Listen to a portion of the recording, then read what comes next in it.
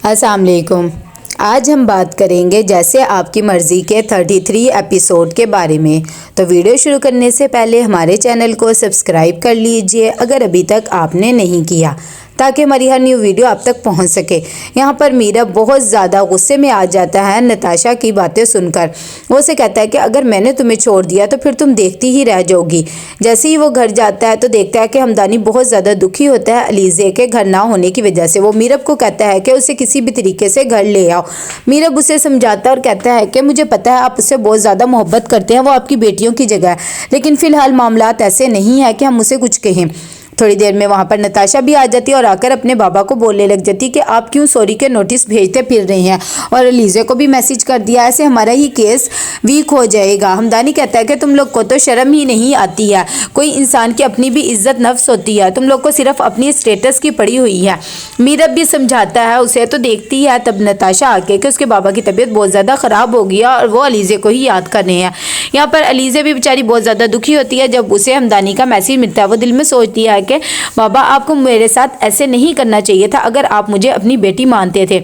थोड़ी देर में वहाँ पर एहतशाम भी आ जाता है और वो उसे बताता है कि शरी के अब्बू की तबीयत बिल्कुल भी ठीक नहीं है, वो हॉस्पिटल में है और ये रिश्ते एकदम ख़त्म नहीं होते हैं।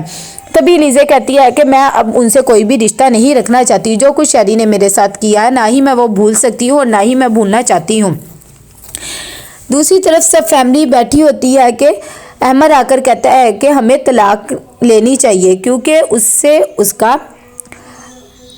हक महर भी मिल जाएगा।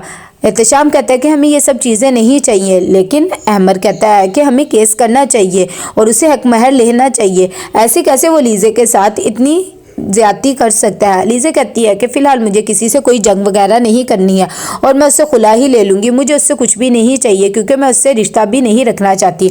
दूसरी तरफ यहाँ पर शरी आ रहा होता है, साथ ही उसे अपने बाबा की बात याद आती है कि एक बार मेरी खातिर अलीज़े को मना लो। तो वो अलीज़े के पास जाता है और उसे कहता है कि तुम ये सब कुछ भूल नहीं सकती, शहना ने जो कुछ भी कहा वो सच नहीं था और अगर सच भी था तो तुम बस भूल जाओ, मैं तुम्हारे से बहुत ज़्यादा प्यार करता हूँ। अलीज़े कहती है कि मैं अब तुम्हारी शक्ल भी देखना नहीं चाहती और आज के बाद इधर का रुख ना करना, ना ही मैं तुमसे बात करना चाहती हूँ। अहमद भी यही कहता है कि वो तुमसे अब कोई ताल्लुक नहीं रखना चाहती हो और अच्छा यही होगा कि अब तुम यहाँ पर ना आओ। तो वहाँ से शरी भी गुस्से में चला जाता है। दूसरी तरफ नताशा आकर अपने बाबा को समझाती है और कहती है कि आपको अपना ख्याल रखना चाहिए और अलीज़े आपकी औलाद नहीं है बल्कि हम लोग आपकी औलाद हैं। लेकिन मीरब कहता है कि आप लोगों ने उसके साथ ज्यादती की है और मेरे ख्याल से हमें उससे माफ़ी मांगनी चाहिए। दूसरी तरफ यहाँ पर नताशा ऑफिस में आती है और नतालिया को भी साथ ले आती है। शरी उसे देखकर हैरान सा हो जाता है।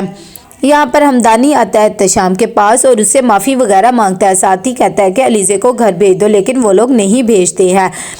नतालिया जब शरी से मिल लेती है तो उसे कहती है कि चलो ठीक है मैं अभी जा रही हूँ, फिर दोबारा मुलाकात होगी। जब वो चली जाती है तो शरी ने नताशा को कहता है कि तुम मीरब से कहो कि वो अलीज़े से बात करे क्योंकि वो मेरा फ़ोन तो उठा नहीं रही, प्लीज़ उसे मना लो। नताशा कहती है कि तुम पागल तो नहीं हो गए हो, ऐसा भी क्या हो गया, अगर वो नहीं बोल रही तो नाम बोले, तुम उसे तलाक दे दो, वैसे भी वो तुम्हें डिज़र्व नहीं करती। दूसरी तरफ शगुफ्ता बेगम आती है एहतशाम साहब के पास और उसे कहती है कि अब क्या करना है, हमें तो कुछ भी समझ में नहीं आ रहा। एहतशाम साहब कहते हैं कि इसमें करने की क्या बात है, मैं अपनी बेटी को किसी भी सूरत में उस घर में अब वापस नहीं भेजूंगा। खैर वो हॉस्पिटल गई थी तो क्या बना। थोड़ी देर में फ़ोन भी आ जाता है, तभी शगुफ्ता बेगम को पता लगता है कि अलीज़े एक्सपेक्ट कर रही है। वो यही बात एहतशाम साहब को भी बताते हैं। जब उन्हें पता लगता है तो वो हैरान हो जाती है कि अब इस रिश्ते का क्या बनेगा। इतनी देर में हमदानी जब घर आता है तो उसका दोस्त भी उसे समझाता है और कहता है कि तुम लोग को अलीज़े को मना के ले आना चाहिए और माफ़ी भी मांगनी चाहिए क्योंकि गलती आप लोगों की है। दूसरी तरफ अलीज़े हॉस्पिटल से आती है तो बहुत ज़्यादा दुखी होती है। वो कहती है कि मैं तो इस रिश्ते को ख़त्म करना चाह रही थी, अब एक नया रिश्ता बनने जा रहा है, ये सब कुछ कैसे होगा। रमदा भी उसे हौसला देती है और कहती है कि तुम्हें परेशान होने की ज़रूरत नहीं, हम सब तुम्हारे साथ हैं और तुम ये फिक्र ना करो। उसकी अम्मी भी यही कहती हैं। यहाँ पर मीरब कॉल करता है अमर को और उसे कहता है कि शरी के अब्बू की तबीयत बिल्कुल भी ठीक नहीं है, वो अलीज़े को बहुत ज़्यादा याद करते हैं, प्लीज़ कुछ ना कुछ ऐसा करो कि मामला ठीक हो जाए। लेकिन अमर कहता है अब ऐसा बिल्कुल भी नहीं हो सकता, वैसे भी अलीज़े एक्सपेक्ट कर रही है। जैसे वो बताता है तो कहता है कि मैं ये बात किसी को नहीं बताना चाहता था, प्लीज़ तुम भी ना बताना। इतनी देर में रमदा आ जाती है और कहती है कि तुम किससे बात कर रही हो। तो वो बता देता है कि मीरब से। कहती है कि उसे अलीज़े के बारे में कुछ भी ना बताना। अहमर बेचारा घबरा जाता है और उसे कहता है कि हाँ हाँ मैंने कुछ भी नहीं बताया, जबकि उसने मीरब को बता दिया होता है, लेकिन खैर वो खामोश हो जाता है। दूसरी तरफ यहाँ पर हमदानी मीरब को कह रहा होता है कि सिर्फ अलीज़े और तुम्हें ही मेरी फिक्र है, मेरे अपने बच्चों को तो बिल्कुल भी नहीं है। इतनी देर में शहरी आता है तो हमदानी से भी बोलने लग जाता है कि सब कुछ तुम्हारी वजह से हो रहा है, तुमने उस लड़की के साथ अच्छा नहीं किया है, बल्कि तुम्हें माफ़ी मांगनी चाहिए थी। शहरी कहता है कि मैंने उससे माफ़ी मांगी तो है, अब वो मुझे माफ़ी नहीं करी तो क्या करूँ, मैं खुद मर जाऊँ अगर आप कहते हो तो मैं ऐसा कर लेता हूँ। थोड़ी देर में वहाँ पर नताशा भी आ जाती है और अपने बाबा को कहती है कि हम लोग आपकी औलाद है और आप कैसे हमें ही डांट रहे हैं किसी दूसरे के बच्चों के पीछे। यहाँ पर अलीज़ा भी बहुत ज़्यादा परेशान होती है। वो कहती है कि मैं इस रिश्ते को ख़त्म करना चाहती थी, लेकिन अब इस बच्चे का क्या करूँगी।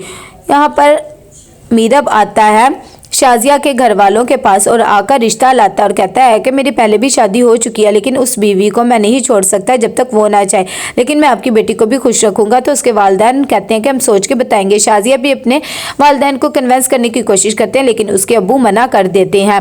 यहाँ पर जब सब नाश्ता कर रहे होते हैं कि शहरी को याद आता है कि कैसे अलीज़ा उसके बाबा का ख्याल रखती थी और वो भी उसके साथ खुश रहते थे। तो कैसा लगा आपको एपिसोड, लाइक कमेंट शेयर करके लाजमी बताइएगा। अल्लाह हाफिज़।